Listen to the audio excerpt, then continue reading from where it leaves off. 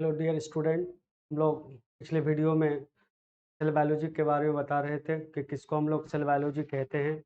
और पिछले वीडियो में हम लोग सेल बायोलॉजी में जो 3 ब्रांच था जिसको हम लोग साइटोलॉजी, बायोकेमिस्ट्री और जेनेटिक्स कहते हैं, उसके बारे में थोड़ा सा डील किया था। और साइटोलॉजी के स्टडी के लिए डिफरेंट टूल्स का यूज होता है जिसको हम लोग साइटोलॉजिकल टूल्स कहते हैं। और उस टूल्स में हम लोगों ने सबसे पहले माइक्रोस्कोप को देखा कि किसको हम लोग माइक्रोस्कोप कहते हैं, कितने तरह का माइक्रोस्कोप होता है, माइक्रोस्कोप का काम क्या है। तो microscope, simple microscope, compound microscope, electron microscope, ये सब डिफरेंट टाइप का माइक्रोस्कोप है जो कि हम लोग पिछले लेक्चर्स में हम लोगों ने क्या किया देखा।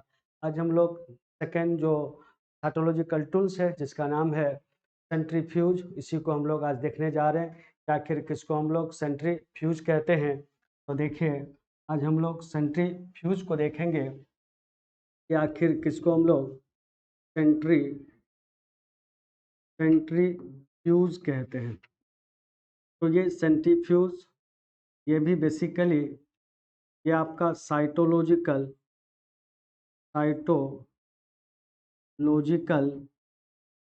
ये साइटोलॉजिकल टूल्स है।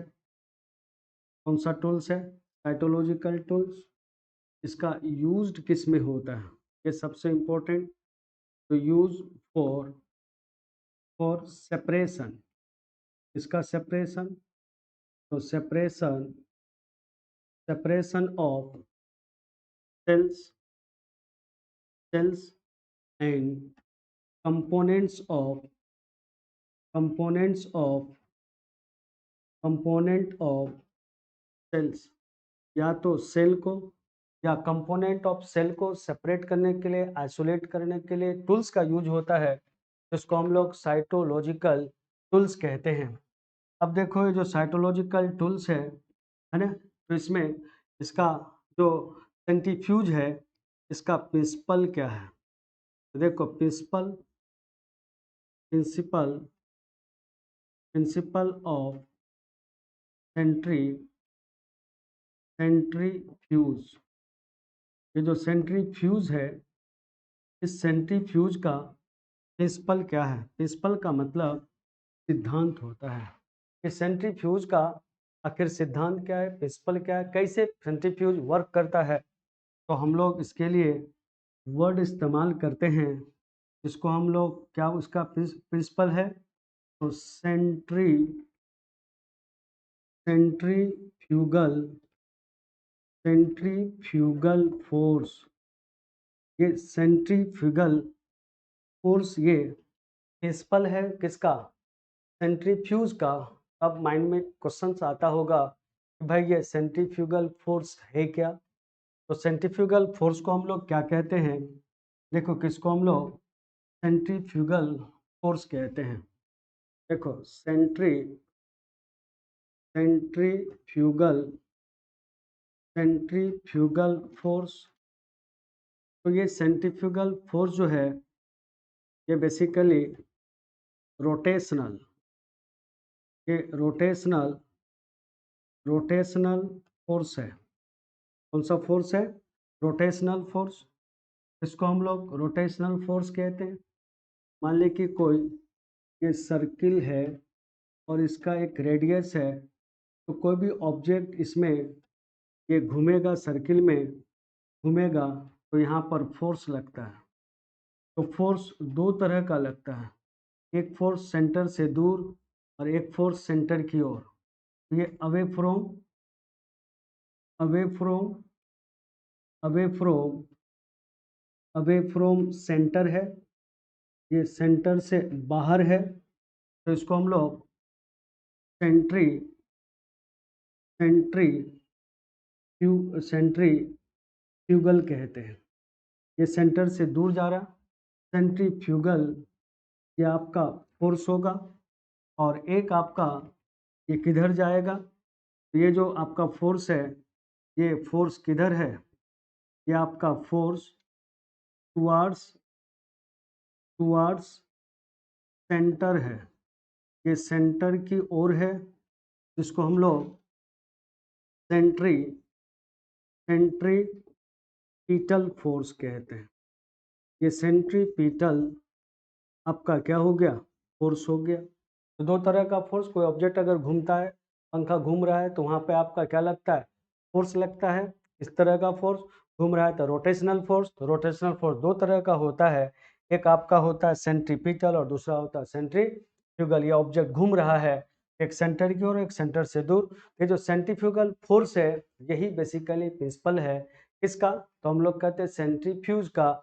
देखो ये जो सेंट्रीपिटल फोर्स होता है, जो रोटेशनल फोर्स है, अगर रोटेशनल फोर्स एफसी कहते हैं, ये आपका होता है M V square by R होता है। ये M V square by R, तो एम, ये एम क्या है, तो एम तो आपका मास हो गया, और वी क्या है, तो ये वेलोसिटी हो गया, वेलोसिटी। और आर क्या है, तो ये रेडियस है, आर को हम लोग रेडियस कहते हैं। ये जो आपका वी स्क्वायर बाय आर है, ये वी स्क्वायर बाय जो आर है, इसको हम लोग रोटेशन कहते हैं। इसी को हम लोग रोटेशन कहते हैं। इसको क्या बोलते हैं, रोटेशन। अब एक आता है वर्ड रोटेशन पर मिनट्स, क्या आता है, देखो रोटेशन, रोटेशन, रोटेशन पर मिनट, रोटेशन पर मिनट्स। और इस रोटेशन पर मिनट्स को हम लोग प्यार से आरपीएम कहते हैं। रोटेशन पर मिनट्स को प्यार से हम लोग क्या बोलते हैं, आरपीएम कहते हैं। तो देखो ये आरपीएम है क्या, इसी आरपीएम को हम लोग क्या बोलते हैं, ये जो आरपीएम है, इसको और भी स्मॉल तरीके से इसको जी कहते हैं। स्मॉल तरीके से इसको जी कहा जाता है। अब देखो types of types of types of centrifuge, types of centrifuge, कि कितने तरह का सेंट्रीफ्यूज होता है। टाइप्स ऑफ सेंट्रीफ्यूज, इसका आधार क्या है, तो बेसिस ऑफ आरपीएम, आरपीएम के बेसिस पे। Types of centrifuge basis of RPM, rotation पर मिनट। आरपीएम का मतलब रोटेशन पर मिनट। ये आपका क्या होता है, तो एक हम लोग micro micro centri micro centrifuge कहते हैं। दूसरा जो आता है, जिसको हम लोग clinical clinical centri clinical centrifuge कहते हैं। और तीसरा जो इसमें आता है, जिसको हम लोग ultra ultra centri ultra centrifuge कहा जाता है। अल्ट्रा सेंट्रीफ्यूज कहते हैं। ये तीन तरह का बेसिकली क्या होता है, तो हम लोग कहते हैं सेंट्रीफ्यूज होता है। अब देखो कि बेचारा सेंट्रीफ्यूज काम कैसे करता है ना। इस तरह से सेंट्रीफ्यूज मशीन्स होते हैं। तो अगर हम लोग सेंट्रीफ्यूज मशीन्स को देखें, तो घर में वॉशिंग मशीन देखे होंगे, इस तरह से वॉशिंग मशीन होता है ना, उसी तरह से ये सेंट्रीफ्यूज मशीन होता है। इसको हम लोग लीड कहते हैं। लीड्स का मतलब होता है ढक्कन, ढक्कन इसको कहते हैं लीड से। और अंदर में इस तरह से आपका एक रोटर है, अंदर में ये क्या है, ये प्यारा सा रोटर कहते हैं इसको, ये रोटर है। और ये रोटर लगा रहता है किससे, हम लोग कहते हैं रोटर इस तरह से स्ट्रक्चर है, जिसको हम लोग मोटर कहते हैं। तो मोटर क्या करेगा, मोटर रोटर को रोटेट कराएगा। मोटर किसको रोटेट कराएगा, जो मोटर है ये रोटर्स को रोटेट कराएगा। और इसी रोटर्स के अंदर, इसके अंदर, इस रोटर्स के अंदर इस तरह से सेंट्रीफ्यूज ट्यूब होल्डर होता है। इसको हम लोग सेंट्रीफ्यूज ट्यूब, देखिए इसको सेंट्रीफ्यूज ट्यूब ट्यूब होल्डर कहते हैं। ये सेंट्रीफ्यूज ट्यूब होल्डर है। तो ये सेंट्रीफ्यूज ट्यूब होल्डर में हम लोग किसको सेंट्रीफ्यूज करने के लिए जो सबस्टांस है, जिस पदार्थ को हम लोग को अलग करना है, तो उसको हम लोग यहाँ पे क्या करते हैं, डालते हैं। तो डालने पर क्या होता है, इस तरह से अलग होता है। उसको थोड़ा सा हम लोग देखते हैं। जैसे देखो, तो मान लें कि ये सेंट्रीफ्यूज ट्यूब है, ये सेंट्रीफ्यूज ट्यूब हो गया। ये आपका सेंट्रीफ्यूज ये ट्यूब हो गया। देखो ये सेंट्रीफ्यूज ट्यूब है, और इसमें हम लोगों ने सपोज ये किसको रखा, ये ब्लड को रखा। देखिए इसमें ये आपने ब्लड को रखा। जब इस ब्लड को रखे, अब इसमें हम लोग आरपीएम देते हैं। आरपीएम का मतलब रोटेशन पर मिनट देंगे। रोटेशन पर मिनट लगाएंगे, यानी उसको रोटेट करवाएंगे, घुमाएंगे। तो देखिए घुमाने पर ये क्या होगा, तो यहाँ पर दो चीज़ का फॉर्मेशन, एक आपका देखो पेलेट्स का फॉर्मेशन होगा, इसको हम लोग नीचे बढ़ जाएगा, जिसको हम लोग ये क्या कहेंगे, नीचे में बैठेगा, जिसको हम लोग ये पैलेट्स कहते हैं। तो ये आपका ये क्या हो गया, ये पैलेट्स हो गया। देखो ये यहाँ पर देखिए ये पैलेट्स बन गया। ये पैलेट्स का फॉर्मेशन हुआ, और ऊपर में ये इस तरह का चीज़ रह जाएगा, है ना, जिसको हम लोग सुपर, देखो इसको हम लोग सुपर नेटेंट कहते हैं। सुपर नेटेंट जो बाहर में रहेगा उसको सुपर नेटेंट, यानी इसका जो डेंसिटी होगा, इसका डेंसिटी क्या होगा, लो होगा। कभी बाथरूम में नहाने का एक्सपीरियंस होगा, जब बाल्टी लेके हम लोग नहाते हैं, बचपन में ऐसा सब लोग करते हैं। उस पानी को हाथ से हम लोग क्या करते हैं, घुमाते हैं। जब हाथ से उसमें घुमाते हैं, तो डस्ट या बालू का छोटा छोटा कण होता है, वो धीरे धीरे नीचे क्या होता है, सेटल्ड होता है। तो नीचे सेटल हुआ तो बालू सेटल्ड हुआ। वाई बालू सेटल्ड हुआ, क्योंकि बालू का डेंसिटी ज़्यादा होता है, और पानी का डेंसिटी बालू के रिस्पेक्ट में कम होता है। तो नीचे में क्या आ गया, नीचे में आपका ये पैलेट्स आ गया, और ऊपर में आपका सुपरनेटेंट आ गया, यानी इसका डेंसिटी लो, और इसका डेंसिटी क्या होता है, याद रखना, इसका डेंसिटी ये हाई होता है। तो यानी एक बात और माइंड में समझ में आया कि जो सेंट्रीफ्यूज मशीन है, कौन सा मशीन, इन सेंट्रीफ्यूज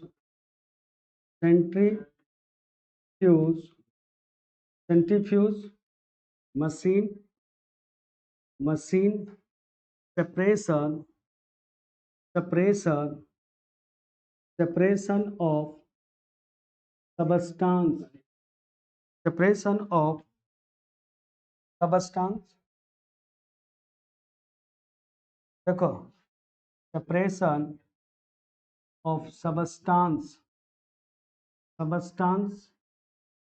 बेसिस ऑफ, इसके बेसिस पे, तो पहला आता है डेंसिटी, और दूसरा जो मेनली आता है वो किसके बेसिस पे, साइज के बेसिस पे। जिसका डेंसिटी ज़्यादा वो नीचे पैलेट बनाएगा, जिसका डेंसिटी कम वो क्या बनाएगा, सुपरनेटेंट का वो क्या करता है, फॉर्मेशन करता है। तो जिसको हल्का है तो सुपरनेटेंट, इसको हम लोग हल्का बोल सकते हैं। सुपरनेटेंट का मतलब क्या हो गया, ये आपका ये हल्का, और ये पैलेट का मतलब क्या हो गया, देखो भारी। जो भारी होगा उसको हम लोग क्या बोलेंगे, पैलेट, और जो हल्का होगा वो क्या बनेगा, सुपरनेटेंट। ये जो पैलेट्स है, अगर हम लोग ब्लड लिया, तो ब्लड में पैलेट्स में क्या होगा, सेल्स होगा, आरबीसी होगा, डब्ल्यूबीसी होगा, प्लेटलेट्स होगा, और जो सुपरनेटेंट होगा वो ब्लड प्लाज्मा होगा। जैसे देखिए ये जो आपने किसको लिया, पैलेट्स को लिया है, तो पैलेट्स में बेसिकली क्या क्या होगा, पैलेट्स में पहला ये आरबीसी, दूसरा आपका डब्ल्यूबीसी, और तीसरा आपका प्लेटलेट्स होगा। ये प्लेटलेट्स यानी सेल्स ऑफ होगा, और इस सुपरनेटेंट में ब्लड प्लाज्मा, ये ब्लड प्लाज्मा किस में होगा? सुपर नेटेंट में होगा। तो ये कहानी था इसका सेंट्रीफ्यूज का। नेक्स्ट जो इम्पोर्टेंट टूल है जिसका नाम है क्रोमेटो। देखो क्रोमेटोग्राफी, ये क्रोमेटोग्राफी ये भी एक साइटोलॉजिकल टूल्स है। याद रखना कि साइटोलॉजिकल टूल्स है। साइटोलॉजिकल टूल्स ये किसके लिए होगा? तो याद रखना सेपरेशन, इसका separation of cells and components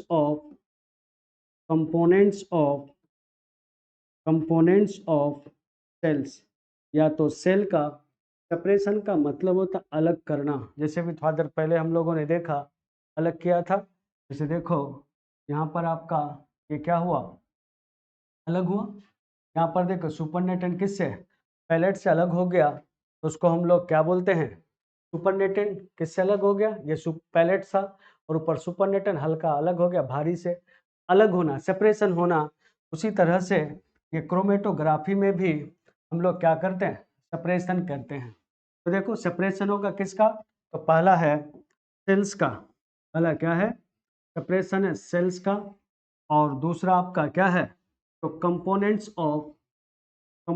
of cell. तो इसमें सेल ऑर्गेनल हो सकता है, इसमें डिफरेंट मेटाबोलाइट्स हो सकता है सेल का, यानी मेटाबोलाइट्स यानी बायोमोलिक्यूल्स हो सकता है इसका सेल का।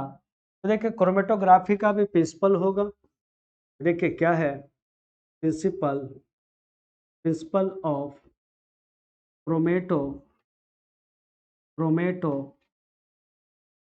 क्रोमेटोग्राफी का प्रिंसिपल क्या होगा? तो इसका प्रिंसिपल होता है केमिकल एफिनिटी।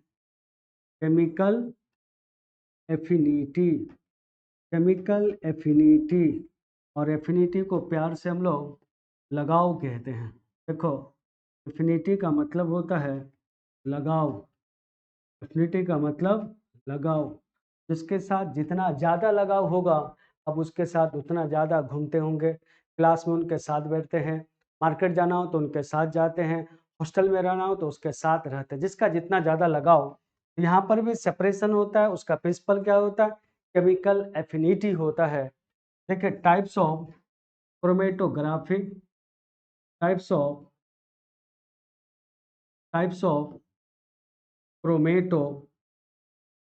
क्रोमेटोग्राफी, ये कितने तरह का ये क्रोमेटोग्राफी होता है। टाइप्स में सबसे पहला जो नाम आता है पेपर, बहुत है लेकिन कुछ फेमस का बात करेंगे। Paper chromatography, paper chromatography.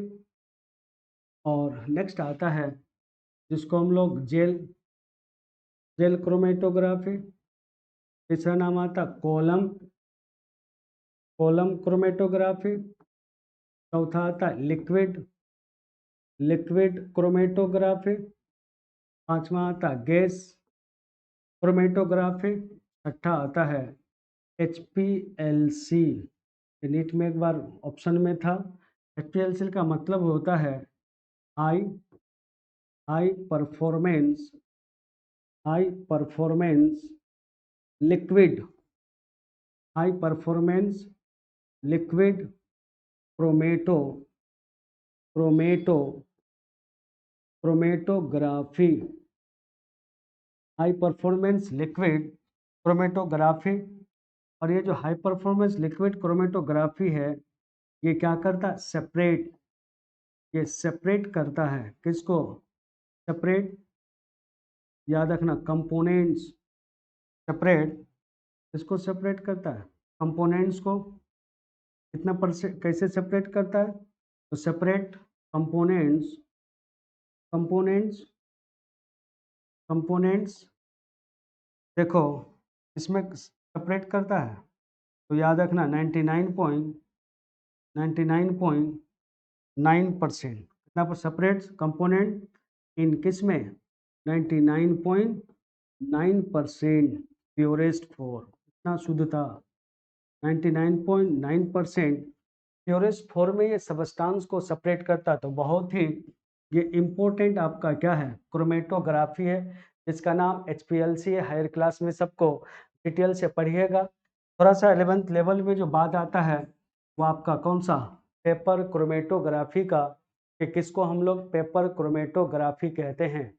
तो सब लोग अपने अपने घर में या रेस्टोरेंट में खाना खाने जाते हैं या शादी ब्याह में जाते हैं, तो प्लेट के ऊपर एक छोटा सा पेपर रहता है जिसको हम लोग टिश्यू पेपर कहते हैं। तो ये बेसिकली टिश्यू पेपर क्या है? नथिंग, ये बेसिकली क्रोमेटोग्राफी पेपर है जिसको बहुत ही पतला पतला काट दिया।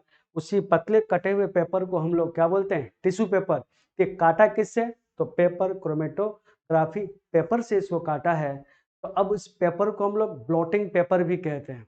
इसका बेसिकली उपयोग लोग करने नहीं जानता है। गांव देहात से देखिएगा तो शादी ब्याह में जाता है, वो जो छोटा सा कागज का पेपर जिसको टिश्यू पेपर कहते हैं, सोचता है कि बड़ा सा क्या दिया है? रुमाल दिया है। पूरा हाथ उथ एकदम धोया, पानी नल के पानी से एकदम मुंह हाथ एकदम साबुन से पोतने के बाद जेब से उसको निकाला, जैसे ही हाथ में रखा फुक से वो क्या हो जाता है? खत्म हो जाता है। तो बेचारा वो जानता नहीं है कि टिश्यू पेपर है या क्रोमेटोग्राफी पेपर है, जो पानी को बहुत ज़्यादा एब्जॉर्ब करने के लिए नहीं, हाथ में अगर कहीं पर हल्दी या सब जो पिगमेंट लग गया है, उस पिगमेंट को आराम से क्या करने के लिए? सोखने के लिए उसका इस्तेमाल होता है। लेकिन लोग अननोन जानकारी नहीं, अभाव से, जानकारी के कमी से वो बेचारा क्या करता है? देहात का आदमी जेब से निकाल के नल से धोने के बाद फिर हाथ में डालता है और फुक से खत्म हो जाता है। तो वो भी एक तरह का क्रोमेटोग्राफी पेपर है। तो देखते हैं इस क्रोमेटोग्राफी पेपर को। इसको हम लोग क्रोमेटोग्राफी, देखो क्रोमेटोग्राफी, इस क्रोमेटोग्राफी में पेपर वाला बात करेंगे। और पेपर, तो इसमें हम लोग क्या करते हैं? ये बेसिकली यूज्ड होता है इसके लिए, तो फॉर सेपरेशन ऑफ, याद रखना, सेपरेशन ऑफ पिगमेंट्स। ये पिगमेंट्स को सेपरेट करने के लिए, पिगमेंट्स को सेपरेट करने के लिए, तो पिगमेंट का जब आपको नाम दिमाग में आया तो सीधे दिमाग में किसका चला जाता है? पेड़ पौधा का चला जाता है। कि देखो ये आपका पेड़ है जिसमें ये सब लीफ है। तो लीफ कैसा होता है? ये लीफ जो है, ये लीफ आपका ग्रीन है। लीफ कैसा कलर का है? लीफ जो है ग्रीन कलर का, यानी इसमें क्या मौजूद है? यहाँ पर पिगमेंट्स मौजूद है। इस पिगमेंट्स को क्या करना है? सेपरेट करना। पिगमेंट को क्या करना है? सेपरेट्स यानी अलग करना है ना। लीफ का सेल में जो पिगमेंट्स है उस पिगमेंट्स को अलग करना है। तो इस सेल के अंदर पिगमेंट्स है, तो अगर डायरेक्ट इस पेपर लीफ को उठाया और मान ले कि सपोज ये आपका क्रोमेटोग्राफी पेपर है, ये आपका क्रोमेटोग्राफी पेपर है, और इस पेपर में हम लोग लीफ को चिपका दें, इस तरह लीफ को रख दें। ये लीफ रख दिया, तो लीफ को रखने पर क्या पिगमेंट सेपरेट होगा? क्या? कभी भी पिगमेंट सेपरेट नहीं होगा। अगर इस पेपर डायरेक्ट लीफ को पेपर में रखते हैं तो करना क्या होगा? पहले इस लीफ को याद रखना ग्राइंड करना होगा, ग्राइंडिंग करना होगा। जब ग्राइंडिंग करेंगे तो ग्राइंडिंग करने के बाद ये क्या मिलेगा? ये पेस्ट मिलेगा, और इस पेस्ट से इसको अलग करेंगे, फिल्ट्रेट्स को। पेस्ट से हम लोग फिल्ट्रेट्स को अलग करेंगे, और ये फिल्ट्रेट्स में ही बेसिकली क्या होगा? पिगमेंट्स होगा, है ना। तो फिल्ट्रेट्स क्या है? जब ये ग्राइंडिंग करेंगे तो पेस्ट बनेगा। तो पेस्ट को अगर जैसे दूध को फाड़ता है ग्वाला तो मिठाई बनाता है, तो देखिएगा क्या होता है, उसको ऊपर में लटका दिया जाता है एक कॉटन क्लॉथ में डालकर, उससे टप टप टप टप गिरने लगता है। तो गिरता है उसको क्या बोलते हैं? फिल्ट्रेट कहते हैं। या चाय बनाने का एक्सपीरियंस होगा, जब दूध में हम लोग चाय पत्ती को डालते हैं तो दूध का कलर चाय के कलर में आ जाता है, जबकि पत्ती का कलर ब्लैक था, दूध का कलर वाइट था। जब चाय पत्ती को डालते हैं तो ब्राउन कलर का, फिर चाय पत्ती को चाय से फिल्टर करना होता है। तो कप में जो आ गया उसको क्या बोलेंगे? फिल्ट्रेट। और ये जो आपका छन्ने में रह गया उसको रिटेंटेड, उसको पढ़ना नहीं है। तो फिल्ट्रेट को हम लोग क्या करना होगा? तो ये जो फिल्ट्रेट है, इस फिल्ट्रेट को हम लोग क्या करेंगे, इस पेपर में, ये क्रोमेटोग्राफी पेपर है और इसी पेपर के ऊपर इसको हम लोग RF कहते हैं। RF का मतलब रिजोल्यूशन, इसको हम लोग रिजोल्यूशन फ्रंट कहते हैं। ये रिजोल्यूशन फ्रंट, इसका चौड़ाई याद रखना 2 सेंटीमीटर और इसका लंबाई तकरीबन हम लोग 12 सेंटीमीटर लंबा लेते हैं और ये आपका एक पॉइंट बनाते हैं जिसको हम लोग रिजोल्यूशन फ्रंट कहते हैं। इसी रिजोल्यूशन फ्रंट में फिल्ट्रेट को क्या करेंगे, ये जो फिल्ट्रेट है यहीं पर क्या होगा, लोड होगा। देखिए कैसे ये लोड हुआ। अगर आप इस पेपर को देखें, इस पेपर में आपने इसको लोड कर दिया। देखो ये फिल्ट्रेट था और इस फिल्ट्रेट में RF था और RF के में आपने किसको डाल दिया, तो देखो ये फिल्ट्रेट को डाल दिया, ये फिल्ट्रेट को डाल दिया। ये जो फिल्ट्रेट है, अब इसको हम लोग डिप करते हैं। कहाँ पे डिप करेंगे, तो डिप इन सॉल्यूशन, सॉल्यूशन में इसको डिप करते हैं। तो मान लें कि ये इस तरह से कोई कंटेनर है, ये इस तरह से कंटेनर है और इस कंटेनर में यहाँ पर ये सॉल्यूशन है और पेपर को यहाँ पर हम लोग डिप कराते हैं। तो ये पेपर इसमें डिप हो गया और फिर इसको हम लोग ऊपर में क्लिप लगा कर देते हैं। कुछ देर के लिए इसको वहाँ पर छोड़ देते हैं। देखो यहाँ पर आपका फिल्ट्रेट आया हुआ था, देखो यहाँ पर फिल्ट्रेट है। फिल्ट्रेट को डालें, जब कुछ देर के बाद आफ्टर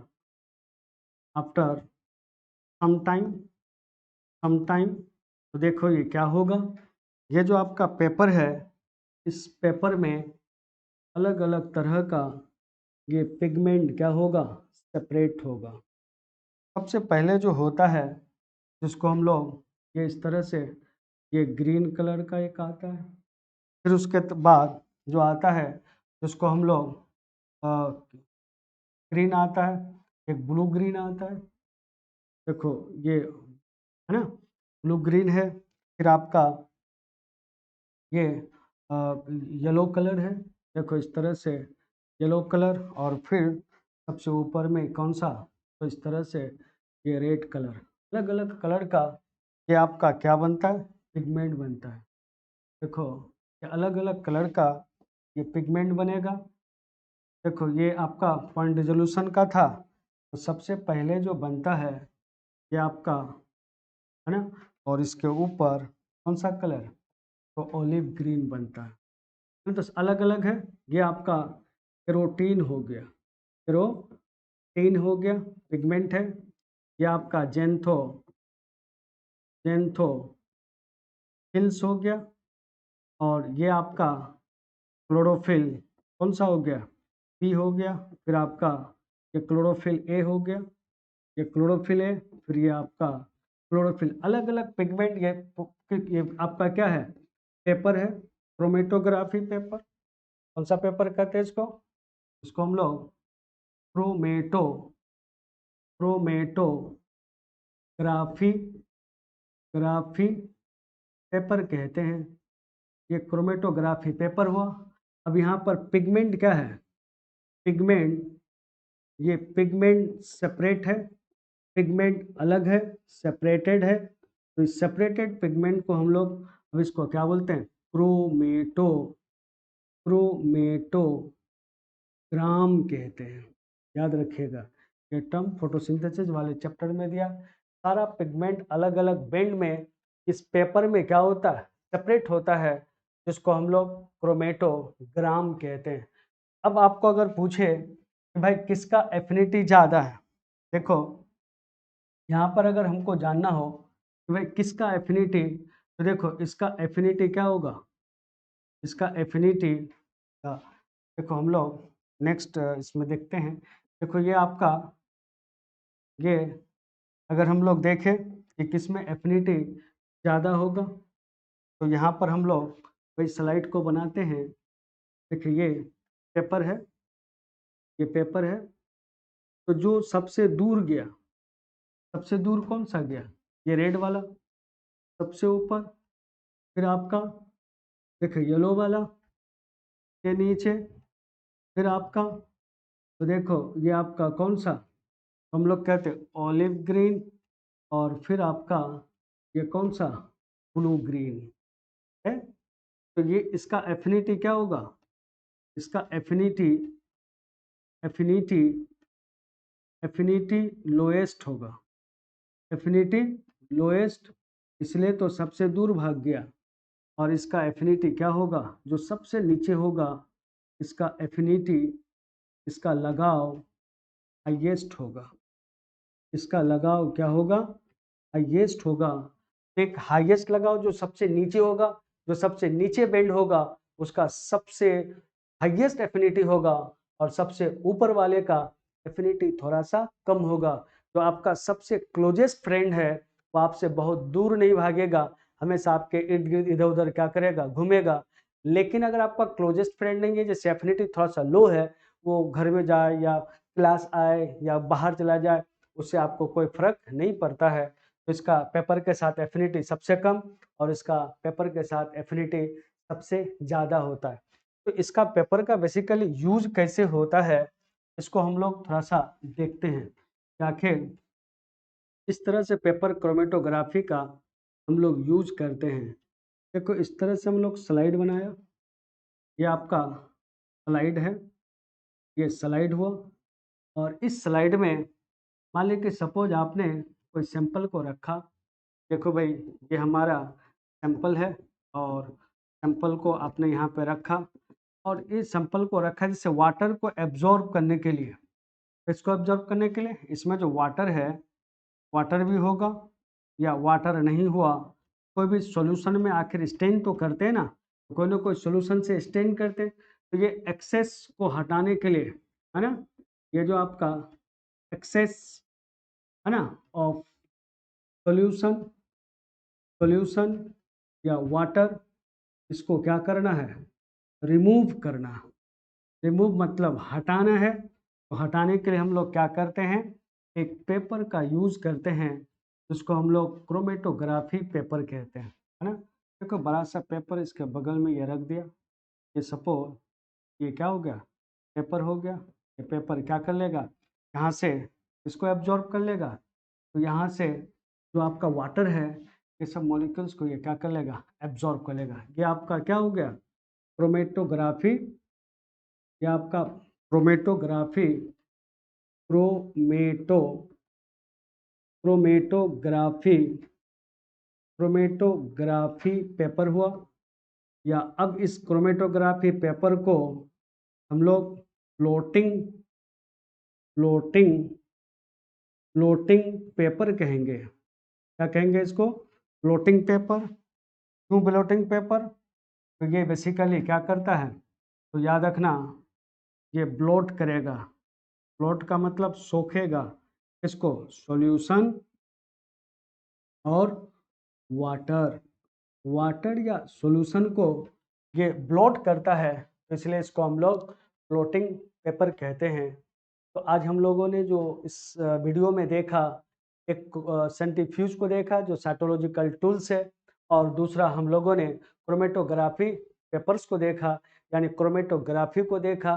इस सारे क्रोमेटोग्राफी में जो सबसे इम्पोर्टेंट आपका रहा वो कौन सा, सबसे इम्पोर्टेंट ये आपका HPLC रहा। ये जो HPLC है, ये सबसे जो दवाई बनता है, तो दो तरह का दवाई होता है, एक जेनेरिक दवाई होता है, एक ऑथेंटिक दवाई होता है।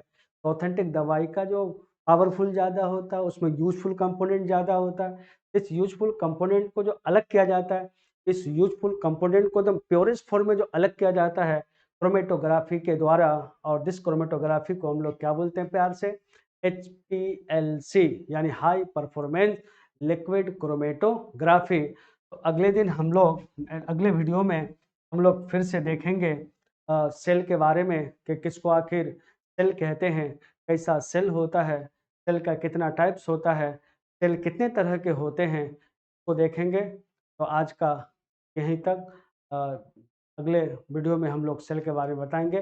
जय हिंद।